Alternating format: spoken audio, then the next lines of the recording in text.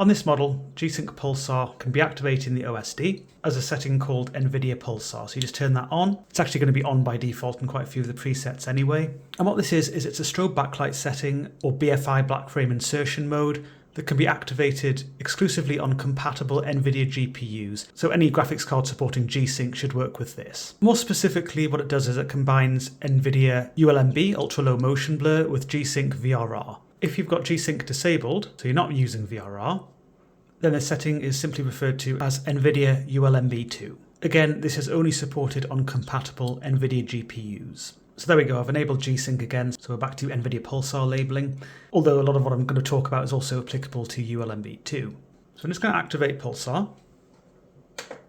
You'll see that the overdrive control is now grayed out. It's going to be the same if you're just using ULMB 2. It's going to grey out your overdrive control. You can adjust your normal image settings with this in use though, so peak white nits, which is the brightness control of the monitor. The maximum's the same, and I recorded an actual luminance here which was very similar.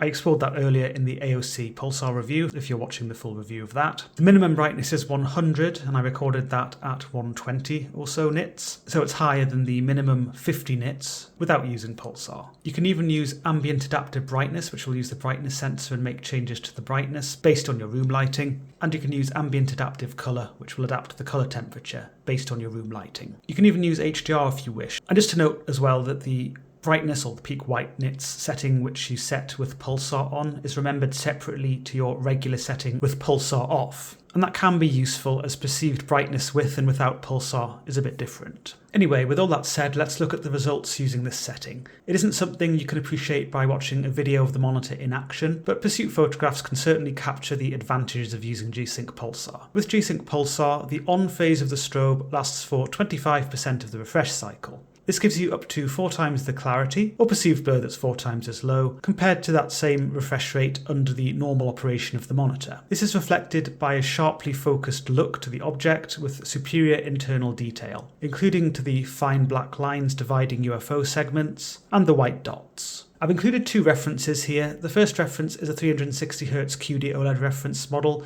the Samsung Odyssey OLED G60SD. This is entirely free from any perceived trailing or overshoot, which is good, but the clarity of the main object isn't as good as the monitor using Pulsar. The second reference is the AOC AGON using ULMB at 240Hz. That's the ULMB 1, the original version. That one doesn't support strobing at 360Hz, but it shows some artifacts which are very typical amongst monitors using strobe backlights at any refresh rate. And actually this one is reasonably well tuned as far as strobe backlight settings go. I've certainly seen a lot worse than this. There's a mixture of fragmented trailing and overshoot, so what could broadly be termed strobe crosstalk. This is even stronger further up or down the screen rather than the better optimized central region of the screen which is shown in this capture. And strobe crosstalk can also appear in front of the object. The Pulsar example is much cleaner, without obvious overshoot, strobe crosstalk or other artifacts. I also took some pursuit photographs using Smooth Frog, link to this in the video description. I don't find this as good as Test UFO for demonstrating the motion clarity benefits of strobe backlights, but it is good at highlighting artifacts such as strobe crosstalk or overshoot.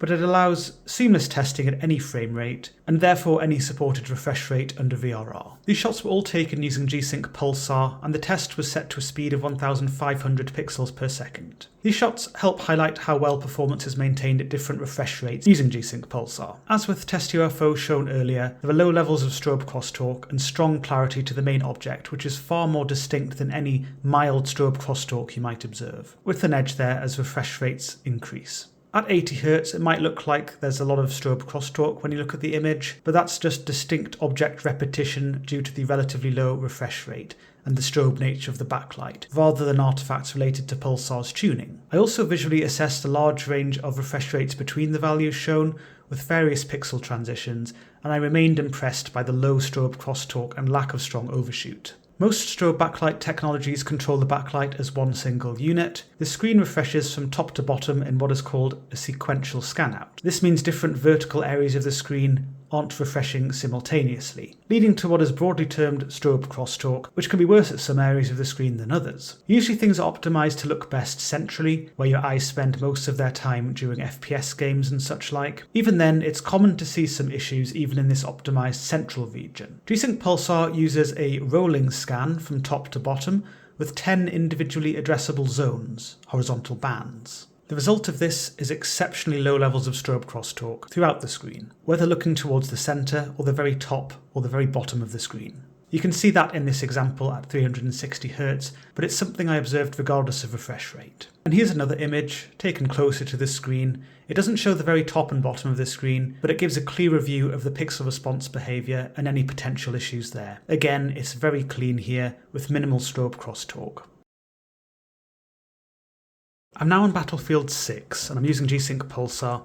Again, I can't show you what I'd see in-game or what you'd see in person using the monitor, but hopefully the pursuit photograph analysis helped give you a good idea of what to expect anyway.